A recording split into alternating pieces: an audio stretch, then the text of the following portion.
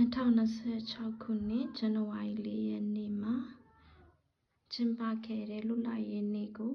ဂုဏ်ပြုသောအားဖြင့်ဆရာကြီးစောကြီးရဲ့ကဗျာလေးတစ်ပုဒ်ကိုဖတ်ပြချင်ပါတယ်။ဒီစာအုပ်လေးကတော့ဆရာကြီးမြတ်တန်တင်ရဲ့ဖြာရောင်ညနေစီစာများတွေကပါ။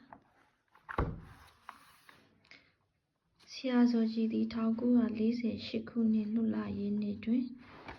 ဆိုသည့်ကဗျာတွင်အနာဂတ်မြန်မာပြည်ပုံစံကိုမျှော်မှန်းခဲ့ပါသည်။ထို့သို့မျှော်မှန်းပြီးနောက်တိုင်းပြည်အတွက်သွေးကိုပေးလှူသွားကြသူတို့အားဥညွတ်ခဲ့ပါသည်။ဆရာစောကြီး၏အလေးပြုသံကိုနားထောင်ကြည့်ပါ။ဆွေးမိသည်တိဆွေးမိသည်မလေးမောင်သည်ယနေ့ဆွေးမြေ့မိသည်သွေးဆက်နှင့်ကြာမြင့်ရီပြည်နိုင်ငံအရေးလူလန်းစဉ်လူခရီးမှာစီးရတယ်လေငေးမိသည်တဲ့ငေးမိသည်မလေးမောင်သည်ယနေ့ငေးမိမိသည်ဝမ်းမဝမြမညီပြည်နိုင်ငံအရေးလူလောကီသည်ရှုပ်ထွေးရှင်းပါမလေရေးမိသည်တိရေးမိသည်မလေးမောင်သည်ယနေ့ရေးမွေ့မိသည်စီးခဲ့တဲ့သွေးမြက်ရည်ပြည်နိုင်ငံအရေး